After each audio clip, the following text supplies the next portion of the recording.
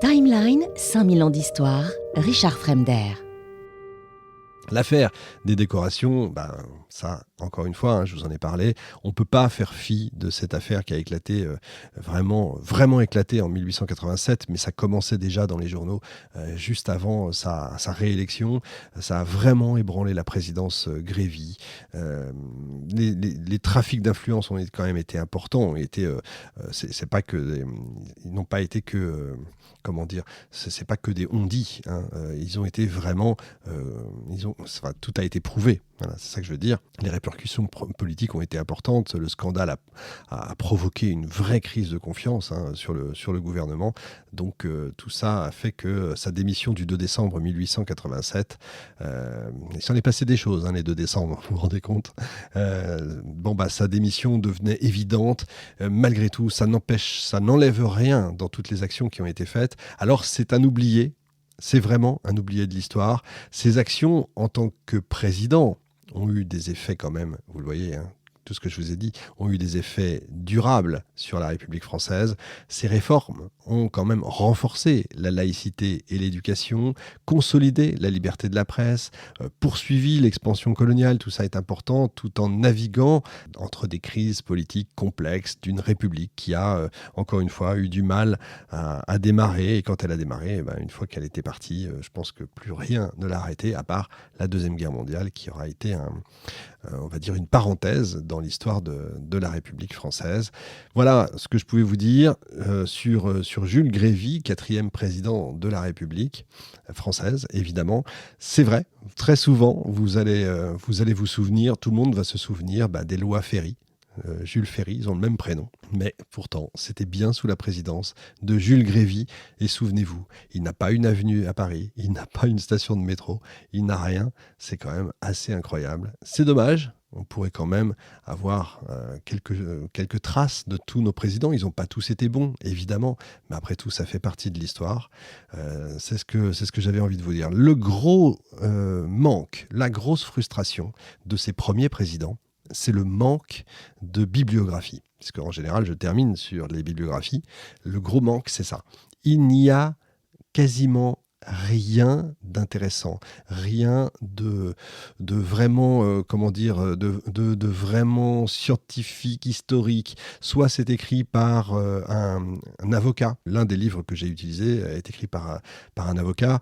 Je vous mettrai tous les détails dans le texte. Mais c'est pas très bien écrit. Le livre va un peu dans tous les sens et c'est compliqué à suivre, surtout qu'il s'intéresse beaucoup à finalement à toute l'action juridique en fait des débuts de Jules Grévy, et c'est dommage parce que en fait l'action du président était importante et c'est pas assez profond, c'est pas assez grand. Tiens, je pourrais...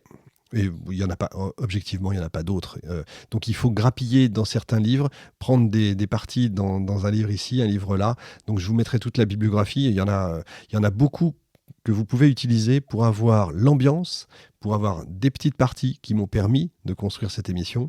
Ça n'a pas été simple, j'ai dû utiliser tout l'été pour ça, mais ça, je pense que ça en valait la peine pour qu'on connaisse quand même ce Jules Grévy. Je voudrais finir avec quand même la lettre de démission en fait de Jules Grévy, vous la lire parce que, encore une fois, aujourd'hui, quand on lit, quand on écoute les discours de nos politiques, on se dit quand même, la culture, elle s'est peut-être un peu perdue.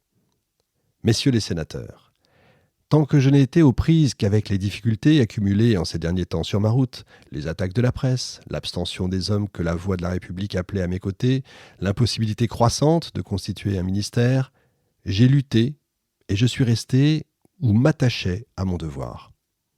Mais au moment où l'opinion publique, mieux éclairée, accentuait son retour et me rendait l'espoir de former un gouvernement, le Sénat et la Chambre des députés viennent de voter une double résolution qui, sous la forme d'un ajournement à heure fixe pour attendre un message promis, équivaut à une mise en demeure au président de la République de résigner son pouvoir. Mon devoir et mon droit seraient de résister. Mais, dans les circonstances où nous sommes, Un conflit entre le pouvoir exécutif et le Parlement pourrait entraîner des conséquences qui m'arrêtent. La sagesse et le patriotisme me commandent de céder. Je laisse à ceux qui l'assument la responsabilité d'un tel précédent et des événements qui pourront le suivre.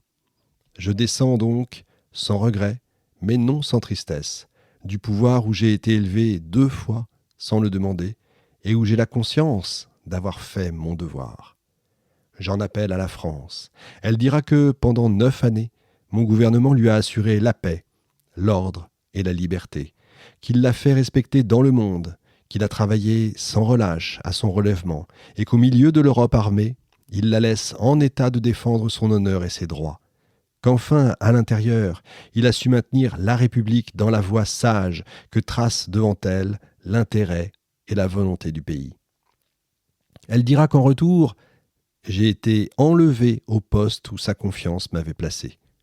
En quittant la vie politique, je ne forme qu'un vœu, c'est que la République ne soit pas atteinte par les coups dirigés contre moi et qu'elle sorte triomphante des dangers qu'on lui fait courir.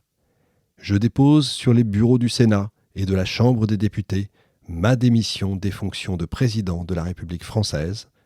Le président de la République, signé Jules Grévy, pour copie conforme au ministre de l'Intérieur, Armand Fallières.